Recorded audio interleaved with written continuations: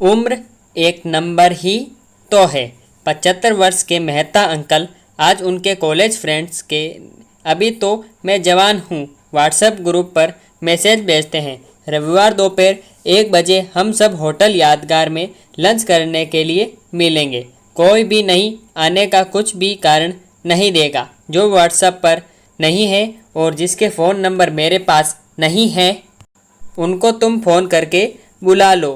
और एक विशेष सूचना, जो होटल के गेट टुगेदर को नहीं आएगा उस व्यक्ति को व्हाट्सएप ग्रुप में से हमेशा हमेशा के लिए निकाल दिया जाएगा। तय किए दिन मेहता अंकल सबसे पहले होटल में पहुंचे। धीरे धीरे करके सब दोस्त आने लगे। 1:30 बजे तक सब लोग होटल पर पहुंच गए। आज तक सब व्हाट्सएप पर ही एक दूसरे से मिलते थे। इतने वर्षों बाद एक दूसरे को सामने साक्षात देखकर सब बहुत खुश हुए। कितनी बातें करूं और कितनी नहीं, ऐसे सबको हो रहा था। कॉलेज में थे तब कैसे थे और अब कैसे दिखने लगे, ये देखकर सभी हंसने लगे। कितने बदल गए सब के सब। कोई टकले हो गए, कोई कहीं के दांत गिर गए, कोई दुख से पीड़ित है, कहीं के पार्टनर अब इस दुनिया में नहीं है, कहीं को उनके सब बच्चे संभालते नहीं।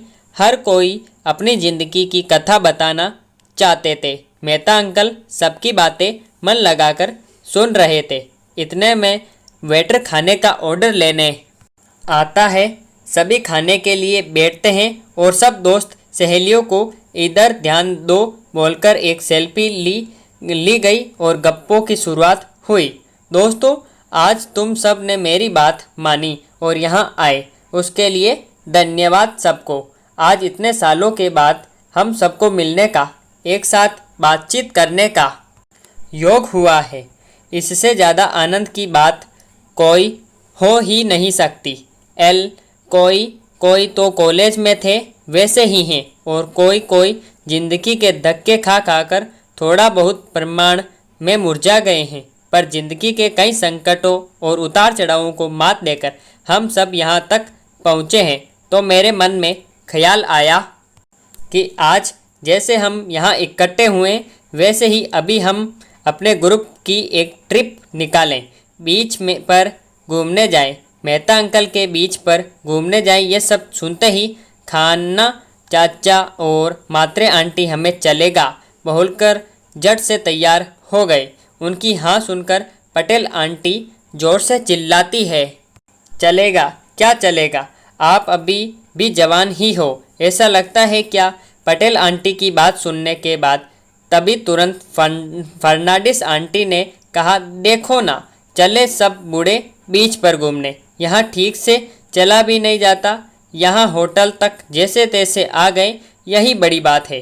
पटेल आंटी और फर्नांडिस आंटी का बोलना सुनकर सभी के चेहरे लटक गए। वो सब देखकर तभी मेहता अंकल बोले, मैं कहाँ बोल रहा हूँ कि खेलने कूदने के लिए जाएं।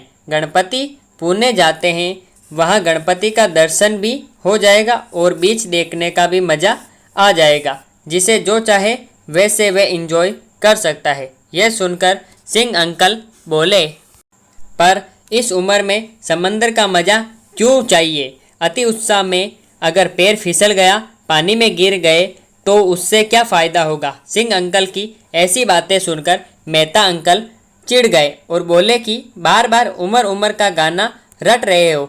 हम सभी को भगवान की कृपा से इतनी ज़िंदगी जीने मिली है तो वे ज़िंदगी खुशी से जीना चाहिए ना। हमारा ही दोस्त रावल याद है आप सबको, हमेशा आनंद से हंसते ज़िंदगी जीने वाला, लेकिन एक कार एक्सीडेंट में उसकी मौत हो गई और वे हमें छोड़कर चला गया। वह शर्मा याद है उसे, और खूब ज़िंदगी जीने की इच्छा थी, पर कैंसर के रोग से वे भी बच ना सकी। हमारे बराबर के ही कई लोग थे जिनको खूब अच्छी इच्छा थी कि जिनकी पर नसीब से ने उनका साथ नहीं दिया। हमें सबको नसीब का साथ मिला है। भगवान की कृपा से हमारे शरीर के हिस्से अच्छे चल रहे हैं।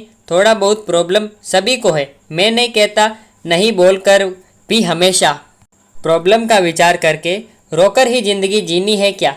समय है, चांस है, तब तक हमारे हर एक आने वाला क्षण का आनंद लेने के लिए क्या हरकत है।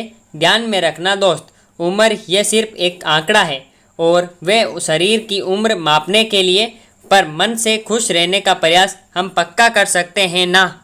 और जैसे ही मन प्रसन्न होने लगा तो शरीर अपने आप स्वस्थ रहने लगता है।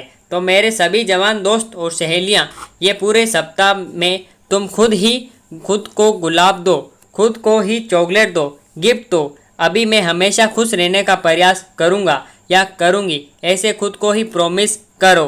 खुद को आईने में देखकर खुशी से गले लगाओ, नज़र उतारो और वैलेंटाइन डे के दिन मस्त गणपति पुणे के ट्रिप पर जाने के लिए रेडी रहो। फिर देखो आप सबको डराने वाली ये उम्र कहाँ से कहाँ भाग जाएगी और नए तरीके से ज़िंदगी जीने की शुरुआत करेंगे। मेहता अंकल के ये उत्साहित शब्द सुनकर वैलेंटाइन डे के दिन गणपति पुणे में मिले, ऐसा प्रॉमिस करके सभी अपने अपने घर निकल गए। दोस्तों सच ही तो है, उम्र एक नंबर ही तो है।